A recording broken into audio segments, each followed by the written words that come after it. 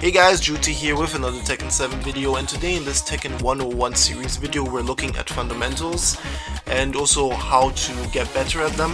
So what I've done here is that I've compiled 5 points I believe that summarize what I believe to be fundamentals. But first of all, we have to define what fundamentals are. So what I see to be fundamentals are skills that cut across the roster. So if you learn something with one character, you can also transfer it to the rest of the roster. Doesn't matter what character it is. So then, without further ado, let's get into it.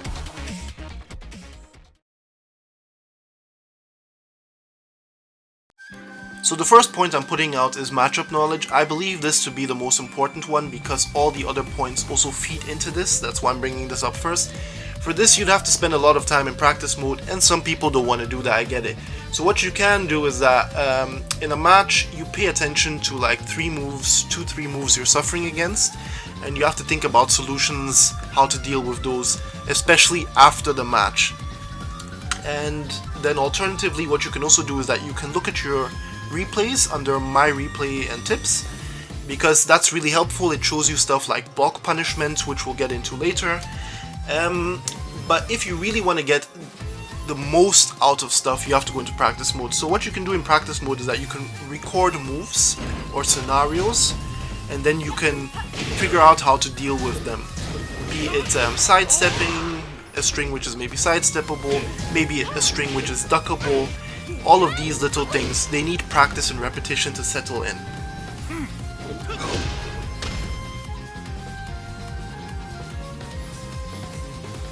So frame data goes hand in hand with block punishment, which at first is going to be the primary thing that you're going to be looking at, because you also want to know, after you block an attack, is it okay for you to actually retaliate? So the thing with frame data is that I'm not going to go into all of the details. I have a separate video which will be popping up in the top right here, frame data and punishment, but we're still going to go over the general rules you can apply to help yourself in the beginning. So we'll categorize moves into high, mid and lows, and the thing which a lot of people fall for is that high moves in many instances are actually safe on block. So it can be a move which is a high or a string which is a high. If it ends with a high, it's mostly safe, not always, there are always exceptions. Now we come to the mid attacks. If it's a small mid attack which comes out quick, doesn't do a lot of damage, it's most likely safe on block. However, if it's a bigger attack, maybe with a bigger wind up, then it can be punished on block. And then lastly we have lows, and lows are 99% of the times they're actually punishable on block. So when it comes to punishment, your best friend is actually your 1-2 string or your left-right punch. The reason for this is that it's your fastest move you have coming out to 10 frames, and for most characters it's safe on block. So when you encounter a string you believe is punishable on block, you can feel it out with this string. If it connects, good for you, then you know that the string is punishable. If not and it's blocked, then you know that that string is safe on block. Then gradually, if you think something bigger is possible, you can go with a more damaging punisher, maybe an 11, 12, 13 frame, or maybe even a 15 frame launcher, but you gradually go up, or else you get punished by a big move yourself. So to end stuff, a quick tip, and that is pertaining to getting hit. A lot of people like to retaliate immediately after they get hit when they're starting off Tekken. And the thing is that when it's a high or a mid which actually does this, you are at a frame disadvantage. So in many cases you're actually going to get counter hit when you try to retaliate. So your best bet is to block or backdash. The good thing is that you can actually block whilst you're backdashing. And yeah, on the flip side of that, for the people who always like to block after they get hit, when it comes to lows specifically, you're actually neutral on block, so that's 0 in many cases. And in some cases you're even plus 1, 2 or 3 frames. So it's not your opponent's turn, and you shouldn't let him take his turn afterwards all the time. Movimento. So movement is really important in Tekken, especially given the fact that it's a 3D fighting game. But a quick tip now for people practicing Korean backdash or backdash cancel, which is an advanced technique, I recommend using a character like Brian who has a back sway.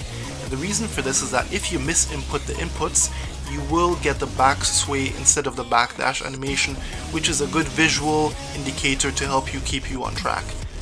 Of course, I have a guide for my Korean backdash, should pop up in the top right. However, when you're just starting off Tekken, instead of using a regular backdash, which is really slow, you can actually cancel that as well by tapping down or up to move into the fore or into the background. So you press back back, tap down, and then back back again. It's not as good as a Korean backdash, but it's much better than a regular backdash, so keep that in mind. So in terms of sidestepping your opponent, you can really get out of some very tricky situations with this. What I recommend that you do firstly is that you Google Tekken 7 sidestep, and you should be seeing like a rough general chart for all characters, like the rough outline of which direction to step them. So this should actually start putting you in the right direction. Then the other thing I recommend is that you also make use of side walking. Especially as a beginner. You see, the thing is that when people talk about stepping, they're also talking about side walking. And side step has to be more deliberate, but side walk can be more general, so I recommend you start with that. And then for the stepping itself, so for the side step, when you want to practice side stepping moves, when you're using the record function in practice mode, I recommend inputting a jab before you input the move which you want to practice side stepping. The reason for this, of course, is sidestep has to be more precise. And now a general tip which will help you immediately, and that goes to spacing. So the spacing between you and your opponent, to make sure either they're not too close or too far away. But then the main thing behind this is that you make sure you're avoiding the wall. See, a lot of people like to backdash, especially Korean backdash, when they just learn it, and then before you know it, they've backdashed themselves into a wall. And that's not a place you want to be in. So make sure you're always realigning yourself with the wall behind you in mind.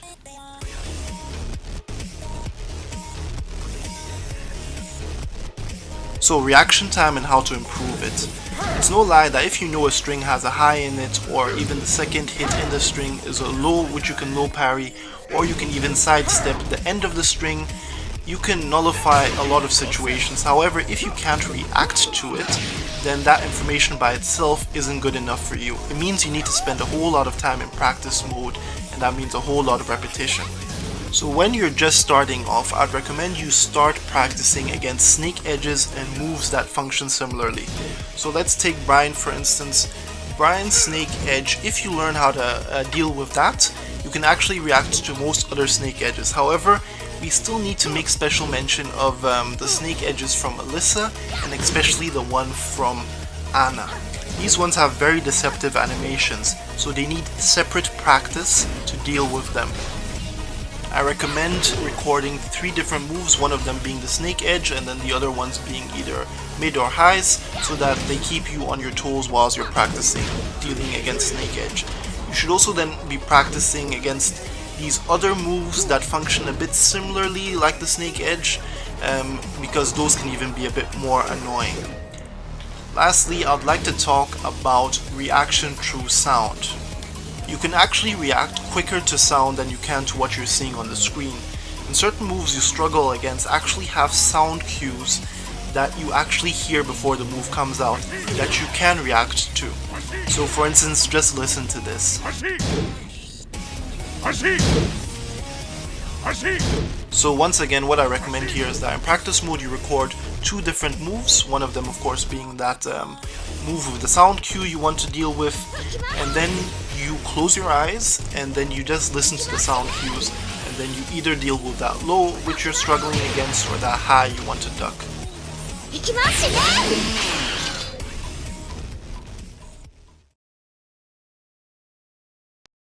So what do I mean by intuition? So as you play Tekken, you gain experience and then you gain a certain feeling for certain situations and matchups. So for instance, at a certain distance, Noctis or Kuni are going to throw their projectile attacks at you. You just have a feeling for that. It can also be other stuff like Fakunram trying to close the gap with this specific move here, and then you of course punishing it because you expected it. And it can also be stuff like flowcharts from certain characters, which you will just internalize over time and you'll get used to and know how to deal with. You'll realize that Brian likes to use a specific move to bait for a counter hit, so you'll be keeping him at bay at a certain specific distance which is outside of that just to win punish him. which also brings us to whiff punishing. So for instance, you would know that Orang would like to chill out sometimes, waiting for you to whiff your attack just to, use back 3 to launch you. But you yourself can also use whiff punishments to your advantage. Of course, when you're just starting off Tekken, reacting to whiffs is very difficult. So instead, what you should be doing is expecting the move or the whiff to happen. In other words, you have a specific move in mind which should come out, and as you expect it, and if it happens in that moment, you also whiff punish it. It doesn't have to always be a launcher, it can be something faster that covers the gap, maybe something 14 frames, something maybe 13 frames. It doesn't always have to be a launcher. So just because other people tell you always need to whiff punish and always need to react to stuff, doesn't always mean you can do it. So by expecting it, by predicting it over time, when you get a bit of experience with the game, and also looking out for some of these things, you can build the expectation and the intuition for these situations. What of course helps is watching replays and specifically looking out for what your opponent used on you that was very effective. And yeah, you will get a feeling for this over time, so don't worry.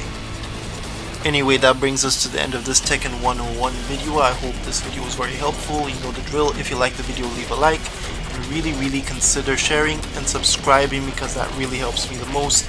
Of course, there's more stuff on the Jehuty Gaming channel. This is your boy Jehuty, and I'll see you on the next one.